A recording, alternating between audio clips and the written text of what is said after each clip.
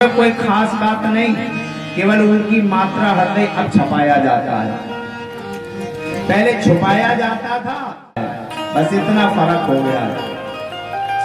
देखो पाप जितना छुपाओगे बढ़ेगा और दान जितना छुपाओगे उतना बढ़ेगा। दान को अगर तुम बताओगे तो कम होता चला जाएगा, और पाप अगर 4 लोगों में बता दोगे तो पाप भी कम होगा। तो पाप के कम होने से फायदा है और पुण्य के बढ़ने से फायदा है, लेकिन बताते बगैर मन ही नहीं मानता, बताए बगैर मन ही नहीं मानता। और परिणाम क्या होता है कि जितना दिया वो सब बट गया, रह गए कोरे ठन का, कुछ नहीं पास में बचा, बराबर हो जाते। तो ये बहुत बड़ी घाटे की सौदा हो जाती। इसलिए हम लोगों को छुपाना चाहिए, छपाना नहीं चाहिए। छपाने वाले तो सब बेचारे हो जाते हैं, इसलिए छुपा करके रखो। आइए प्रश्न पर चलते हैं। देखो बहुत सुंदर सी बात यहाँ पर निवेदन कर रहे हैं। कहते हैं कि महाराज दान साख्याय मानेषु यदि ते कर्ण स्पर्शम। अगर कभी तुमने दानदाताओं की सूची को पढ़ा होगा तो उसमें जो सबसे बड़े दानदाता थे वही मैं हूँ, जो सबसे बड़े दानदाता थे वही मैं हूँ, ये कहा। भगवान ने कहा तो एक बार बताओ तुमने क्या दान किया, कितना दान किया? तो उन्होंने कहा हमने गायों का दान किया। भगवान ने कहा हम समझ गए, तुमने बूढ़ी गाय दान की है, और बूढ़ी गाय को दान करने वाला अर्ध भोजन और वृद्ध गाय और इनका दाता नरक हो जाए। निश्चय तुमने बूढ़ी गायों का दान किया इसलिए तुम्हारी दुर्गति हो गई। बोले नहीं, बूढ़ी गाय नहीं, हमने पयस्वनी चशील रूपा, दूध देने वाली थी, तरुणी थी, बड़ी अच्छी सुंदर गाय थी, सीधी थी, शील वाली थी, हमने उन गायों का दान किया है। अच्छा तो हम फिर समझ गए तुमने कैसी गायों के कैसे पैसे दान किया। तुम्हारा जो है वह 2 नंबर वाला पैसा रहा होगा, उससे गाय दान की है। तो राजा नरेंद्र ने कहा नहीं महाराज, हमारा बिल्कुल 1 नंबर वाला पैसा था और हमने इतनी गाय दान की। कितनी गाय दान की? तो अब यहाँ पर बता रहे हैं कि यावत्या सिकते भूम, सिकता कहते हैं बालू के कण को, मानी जितने पृथ्वी पर बालू के कण हैं हमने उतनी गायों का दान किया है। अब हम आप लोगों से पूछना चाहते हैं, क्या 1/1 फीट के अगर बालू के कण गिनना चाहो तो क्या गिन पाओगे? 1/1 फीट के बालू के कण नहीं गिने जा सकते। तो भला यहाँ पर बताओ, ये पूरे भूमि की कहते हैं यावत्ता सिकतेर भूमि, भूमि पर जितने भी बालू के कण हैं हमने उतनी गायों का दान किया है। और इतना ही नहीं कह करके रोके नहीं, आगे क्या कहते हैं, यावत्योदिवितार का, आकाश में जितने तारेगण है ना हमने उतनी गायों का दान किया है। अब भगवान को बड़ा आश्चर्य हुआ और ये कहना बंद नहीं किए, आगे क्या कहते हैं, यावत्यो वर्षधारस्य, जितनी वर्षा काल में वर्षा की बूंदें जमीन पर गिरती है ना हमने उतनी गायों का दान किया है। अब तो ये लग रहा है कि बिल्कुल झूठ ही बोल रहे हैं। अरे हम लोगों को भी लग रहा कि झूठ ही बोल रहे, कोई सब थोड़े ना बोल रहे, पर प्यारे झूठ भी नहीं है, क्योंकि यह झूठों की कथा थोड़ी ना है कि झूठे वाले की कथा इस भागवत में सन्निहित कर दी गई हो, ऐसा नहीं है। फिर क्या है, आखिर बात क्या है? तो जरा विचार करते हैं हम लोग, आपस में संभाषण करके इसका विचार करते हैं।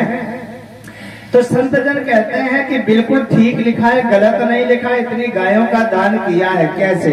माना कि आपने 1 गाय का दान किया और वह गाय तुमने अपने घर में दान की, तो आपको केवल 1 गाय दान करने का फल प्राप्त होगा, केवल 1 गाय का मिलेगा। लेकिन प्यारे अगर कदाचित तुमने वही गाय ले जाकर के और किसी आश्रम में मठ मंदिर में जाकर के दान की, तो आपकी गाय तो 1 दान हुई लेकिन फल 100 गुना बढ़ गया। 100 गायों के दान करने का फल तुम्हें मिलेगा। पर प्यारे अगर अगर वही एक गाय ले जाकर के तुमने कदाचित किसी तीर्थ में जाकर के किसी ब्राह्मण को दान कर दी तो गाय तो एक ही दान हो रही, लेकिन वहां जाकर के उसका फल सहस्त्र गुना हो गया, 1000 गुना हो गया।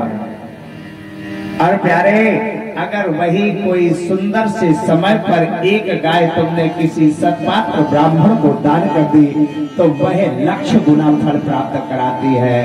और प्यारे, जैसे अब अगले साल प्रयागराज का कुंभ का मेला है और उस कुंभ के मेले में जाकर के किसी महाशाही स्नान में और तुमने एक गाय किसी सत्पात्र को दे दी तो संत जन कहते हैं कि उस फिर गाय का जो फल है वो अनंत, ना अंत कोई गणना हो ही नहीं सकती है। तो यही इसी प्रकार से प्रातः काल उठ करके रोज गायों का दान करते हैं, कई तीर्थों में दान करते हैं, कई घर में दान करते हैं, कभी नदी के किनारे दान करते हैं, कभी शिव जी के सानिध्य में दान करते हैं। यह अतः वो नित्य दान करते हैं और नित्य तीर्थों में दान करते हैं, सत्पात्र ब्राह्मण को दान करते हैं।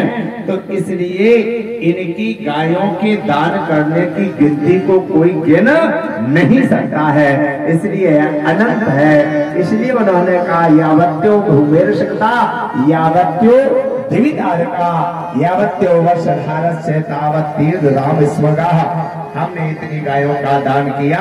भगवान ने कहा तो ठीक है, तुमने गाय अच्छी दान की थी, पयस्वी थी, शील की थी, रूपवान थी, पर तुम्हारी ये गति क्यों हो गई, उसका भी तुम कारण बताओ। तो महाराज नव कहते हैं कि कसचिद ध्वज मुख्यस्य भ्रष्टा गौरवम गोधने। एक बार हमने एक गाय एक ब्राह्मण को दान की, वह लेकर के गया अपने दरवाजे पर बांधी, लेकिन रात्रि को छूट करके वह मेरी गौशाला में पुनः आ गई। प्रातः काल हुआ, हमने गाय लेकर के दूसरे ब्राह्मण को दान कर दी। वह ब्राह्मण गाय लेकर के गया और रास्ते में पहले दिन वाला ब्राह्मण मिला और उसने कहा ये गाय मेरी है। उसने कहा ये गाय मेरी है। दूसरे दिन वाले ब्राह्मण ने कहा हम तो अभी यहाँ लेकर के आए। उन्होंने कहा तो हम आपस में क्यों लड़े, चलो महाराज से चलो निपटारा करवाते। तो दोनों के दोनों ब्राह्मण आए महाराज के पास में, अपनी अपनी बात बताई।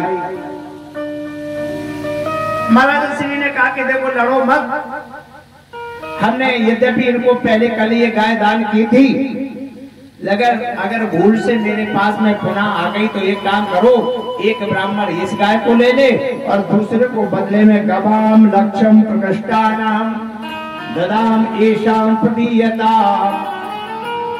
एक गाय दूसरे को 1,00,000 गाय दान कर देंगे, पर लड़ो नहीं। लेकिन दोनों ही ब्राह्मण मानने के लिए राजी नहीं हुए। उन्होंने कहा हमें तो यही गाय चाहिए, वो कहता हमें भी यही गाय चाहिए। पता नहीं कौन सी कामधेनु थी जो इसके लिए लड्डू हो गए ब्राह्मण। बहुत कहने के उपरांत भी जब वो नहीं माने और ब्राह्मणों ने कहा महाराज मेरा फैसला करो, ये गाय तुमने हमें दान की, तो बेचारे बोलना बंद कर दिए, अपनी गर्दन को हिला करके स्वीकार करने लगे। दोनों कहते रहे, स्वीकार करते रहे।